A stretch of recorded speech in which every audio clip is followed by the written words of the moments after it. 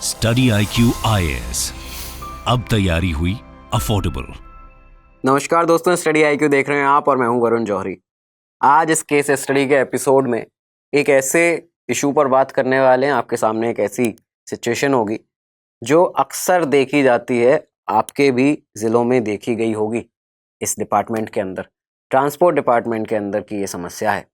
ये समस्या है कि जब हम इशू करवाने जाते हैं अपने driving licence, registration number plates का, तो यहाँ पे नए गाड़ियों का, तो यहाँ पे आपको कई बार ऐसी दिक्कतों का सामना करना पड़ता है जहाँ पे बहुत देर हो जाती है प्रोसेस में।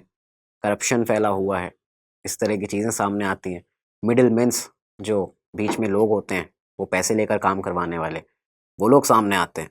तो ये सारी चीज़ें आपको यहाँ पे दिखती हैं, आपने देखी भी होंगी।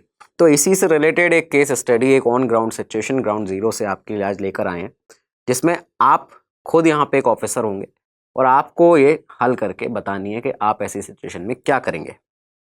तो ये सिचुएशन कुछ इस तरह की है कि आप एक क्षेत्र में, एक रीजन में डिस्ट्रिक्ट ट्रांसपोर्ट ऑफिसर हैं। आप खुद एक डिस्ट्रिक्ट ट्रांसपोर्ट ऑफिसर हैं एक ऐसे क्षेत्र के जहाँ पे हाई डेंसिटी पॉपुलेशन है, मतलब जो जनसंख्या घनत्व है वो बहुत ज़्यादा है। आपको यहाँ पे इंचार्ज बनाया गया है क्योंकि आपके अंडर ये दोनों चीज़ें आती हैं। पहला, जो ड्राइविंग लाइसेंस है नए मोटर व्हीकल के लिए, उनको इशू करना, और दूसरा जो नई गाड़ियों की जो रजिस्ट्रेशन है उसको हैंडल करना। ये दोनों ही चीज़ें आपके डिपार्टमेंट के अंदर आती हैं, आप ही इसके हेड हैं। लेकिन यहाँ पे कई सारी कंप्लेंट्स आपके सामने आ रही हैं पिछले कुछ समय से। आपके डिपार्टमेंट में इन दोनों चीज़ों में, गाड़ी के रजिस्ट्रेशन में और लाइसेंस इशू करने में, मनमानी की, भ्रष्टाचार की और देरी की, वही जिसके बारे में हमने बात की। इन सब चीज़ों के संबंध में कि मनमानी हो रही है, डिले हो रहे हैं, देरी हो रही है और भ्रष्टाचार, करप्शन हो रहा है, इन सब चीज़ों के संबंध में आपके पास शिकायतें लगातार आ रही हैं। अब यहाँ पे इस मामले में सरकार जो है आपके राज्य की, वो आपसे चाहती है, और साथ में जो वरिष्ठ एक तरह से अधिकारी हैं, वो ये आपसे चाहते हैं कि आप किसी एक ऐसे योजना को बनाएं जिसके तहत इन चीज़ों को मिटाया जा सके, इन परेशानियों से, इन बाधाओं से ओवरकम किया जा सके। क्योंकि सरकार की जो है इसमें बहुत ज़्यादा बदनामी हो रही है।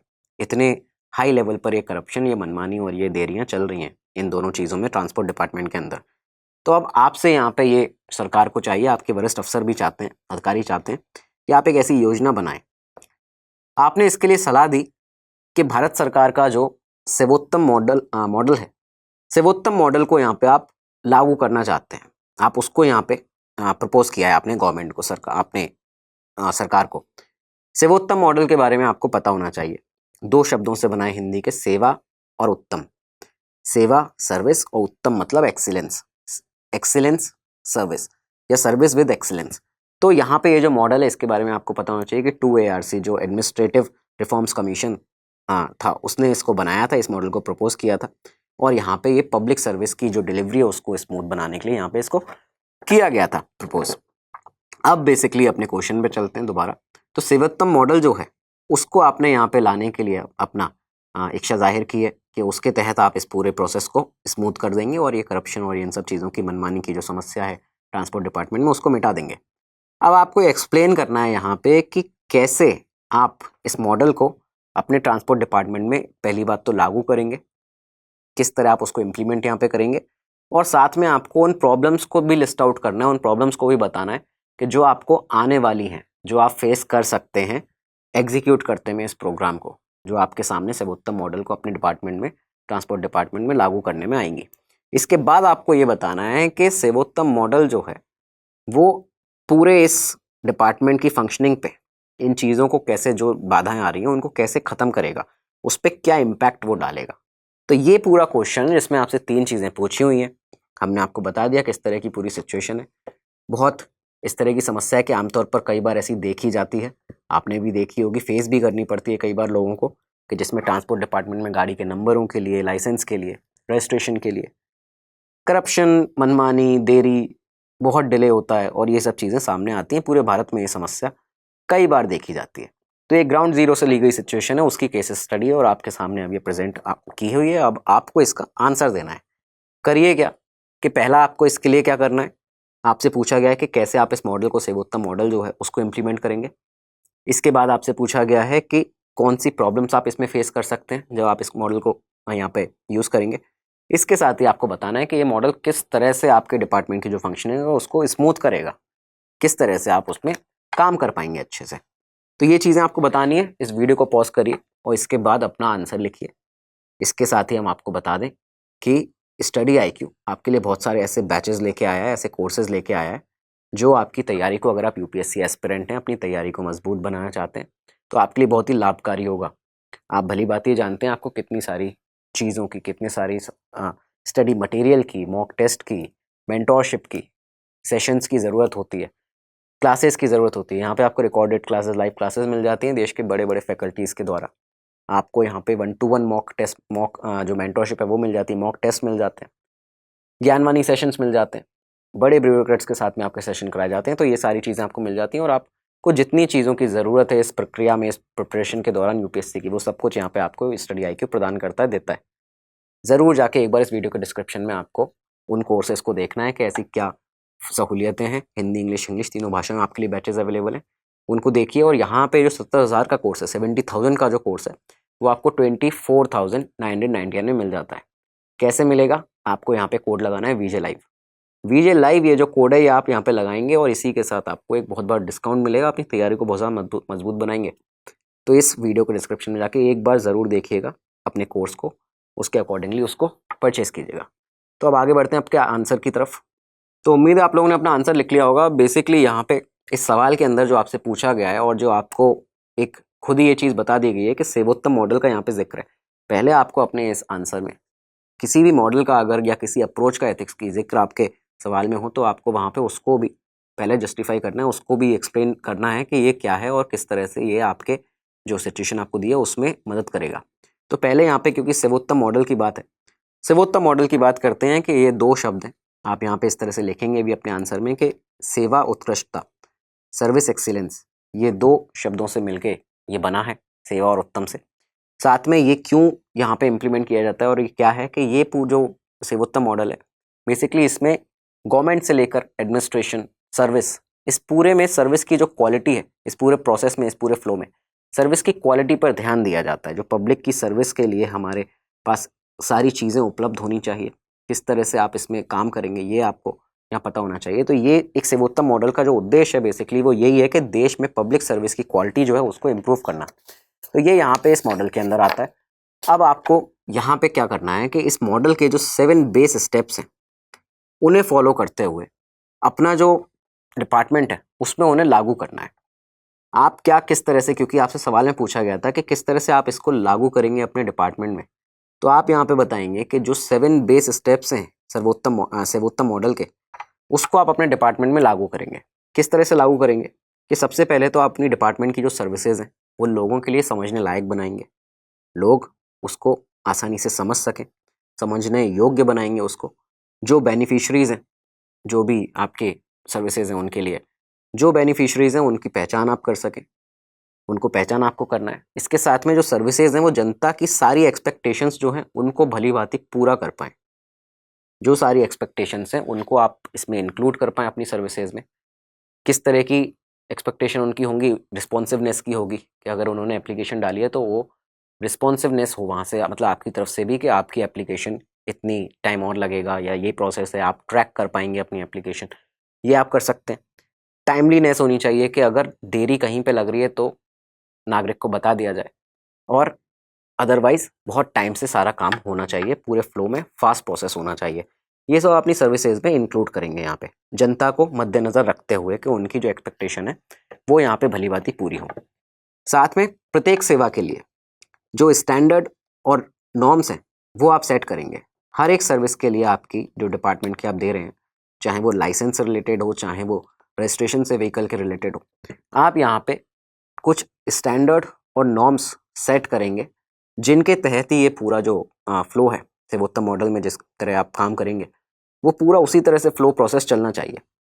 जैसे कि रजिस्ट्रेशन के लिए जो लगने वाला समय है, जो आवश्यक शुल्क है, जो फीस है, रजिस्ट्रेशन फीस है, ये सब चीज़ें स्पेसिफाइड होनी चाहिए। ये सब चीज़ें जो हैं वो एक स्टैंडर्ड, एक नॉर्म्स के तहत होनी चाहिए कि हर किसी के लिए कितनी कितनी फ़ीस लगने वाली है, क्या उसकी गाइडलाइंस हैं और नॉर्म्स क्या हैं। डिपार्टमेंट के अंदर साथ में आपको यहाँ पे मैन पावर पे भी काम करना पड़ेगा। मैन पावर पे आपके जो स्टाफ है डिपार्टमेंट का, ट्रांसपोर्ट डिपार्टमेंट का, उसकी ट्रेनिंग के लिए भी काम करना पड़ेगा अकॉर्डिंग टू द स्टैंडर्ड्स और नॉर्म्स जो आपने सेट किए हैं इस सेवोत्तम मॉडल में।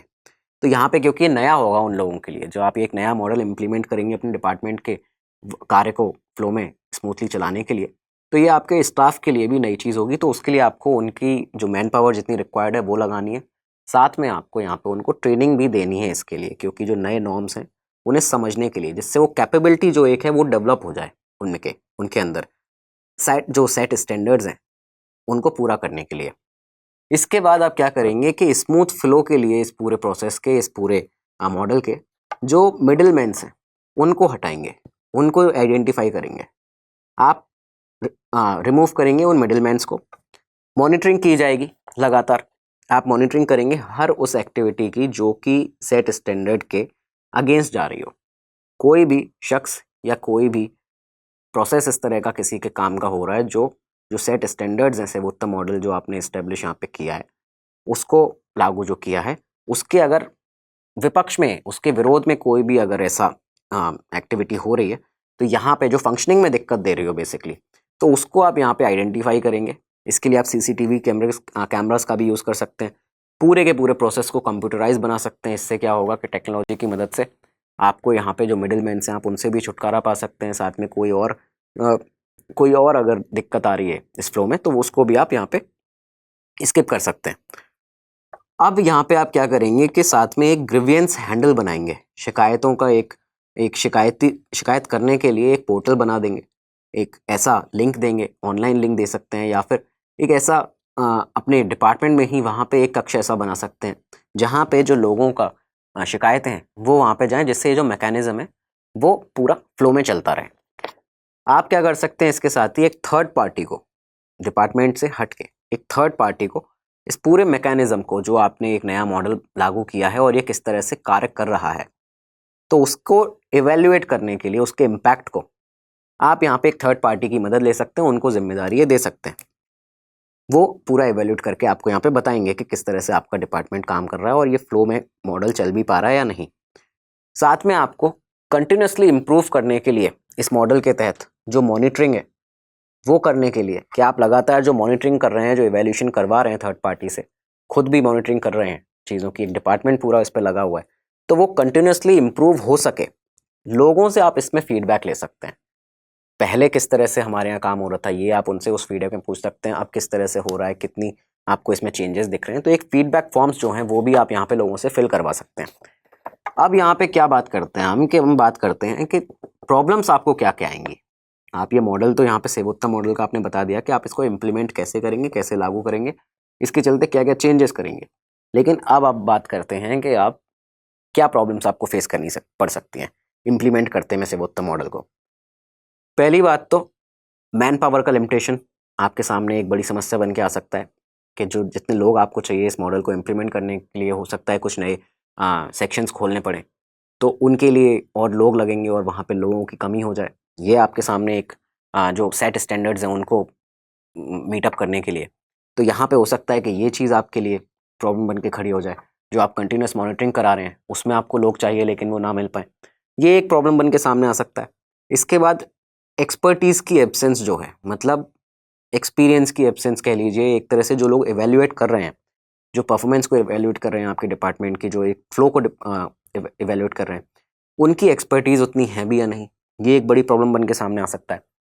इसके बाद एक बड़ी प्रॉब्लम ये भी हो सकती है कि जो आपका स्टाफ है, क्योंकि आप एक नया मॉडल यहाँ पे इम्प्लीमेंट कर रहे हैं, लागू कर रहे हैं, और वो स्टाफ जो है वो सालों से एक ही मॉडल पर जिस तरह से काम डिपार्टमेंट में चलता रहा है उस पर काम कर रहे हैं, तो हो सकता है कि उनका जो एटीट्यूड है वो एक नेगेटिव एटीट्यूड बन के सामने आए, वो आपके सामने एक बड़ी समस्या बन के सामने खड़ा हो जाए कि इस नए सिस्टम के प्रति उनका जो एटीट्यूड है वो नेगेटिव हो जाए, ये भी हो सकता है।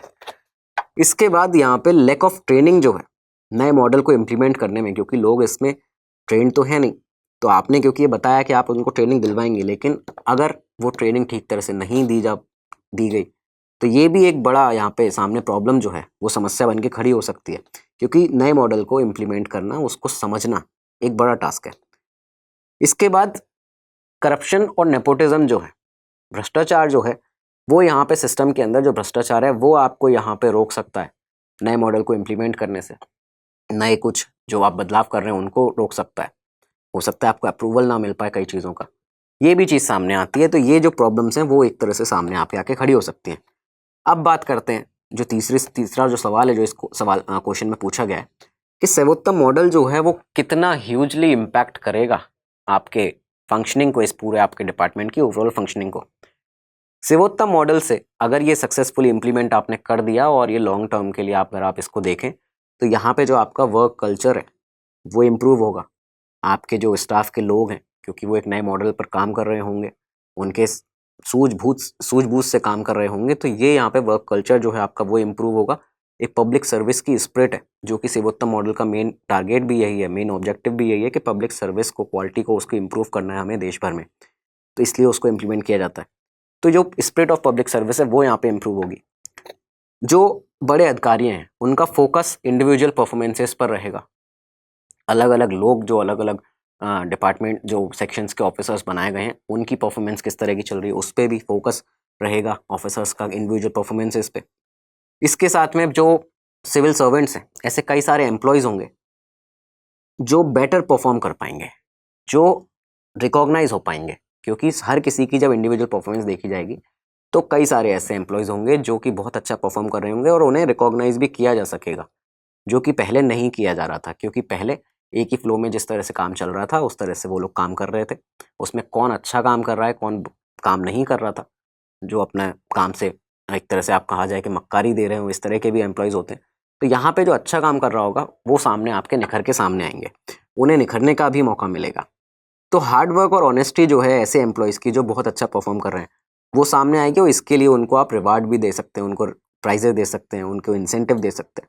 तो ये मोटिवेट करेगा बाकी सिविल सर्वेंट्स को भी काम करने के लिए। अच्छा, एक अच्छी गवर्नेंस होगी, एक सुशासन का माहौल होगा, सुशासन होगा, साथ में एक ट्रस्ट और क्रेडिबिलिटी जो है डिपार्टमेंट की और जनता की वो भी बनेगी। ये हम पॉइंट हर ऐसे क्वेश्चन में सामने आता है, आपने देखा होगा आंसर के अंदर। ये जो एक ट्रस्ट है, जो क्रेडिबिलिटी है डिपार्टमेंट की, वो डेवलप होगी जनता के और गवर्नमेंट बॉडी के बीच में। तो ये भी यहाँ पे हो जाएगा अगर ये सर्वोत्तम मॉडल इम्प्लीमेंट हो जाता है, और ये इस तरह के बड़े इम्पैक्ट्स लाएगा। और लॉन्ग टर्म में जो डिपार्टमेंट है वो जिस मॉडल पे, ये जो डिपार्टमेंट का मॉडल एक तरह से बन जाएगा, तो बाकी डिपार्टमेंट्स भी आपके डिपार्टमेंट के मॉडल को फॉलो करेंगे आगे आने वाले समय पे, क्योंकि आप सक्सेसफुली सर्वोत्तम मॉडल को इम्प्लीमेंट कर दिया है आपने अपने डिपार्टमेंट में। तो ये भी चीज़ यहाँ पे एक बड़ी चीज़ होगी, और यही एक सिविल सर्वेंट का एक तरह से कर्तव्य होना चाहिए। ये आप, क्योंकि ये एक डिपार्टमेंट के चीफ हैं, आप यहाँ पे चीफ ट्रांसपोर्ट ऑफिसर हैं, तो ये आपका यहाँ पे कर्तव्य होना चाहिए कि किस तरह से नागरिकों को आपके डिपार्टमेंट की वो सारी सर्विसेज मिल सकें, उनका लाभ मिल सके, और सरकार और लोगों के बीच में विश्वास जो है, ट्रस्ट है, वो बना रहे। तो ये चीज़ आप यहाँ पे पूरी तरह से करेंगे सर्वोत्तम मॉडल में, क्योंकि आपको यहाँ पे करना था ये सब, तो आपको बता दिया है कि किस तरह से आप इन चीज़ों को इम्प्लीमेंट करेंगे इस मॉडल को अपने डिपार्टमेंट में। अब यहाँ पे आपके जो आंसर्स हों वो आप अपने कमेंट सेक्शन में लिख सकते हैं, आपके आंसर्स को भी देखेंगे, और कुछ नया इसमें कर सकते हैं, कुछ आपने नया लिखा हो तो वो भी ज़रूर लिखिएगा।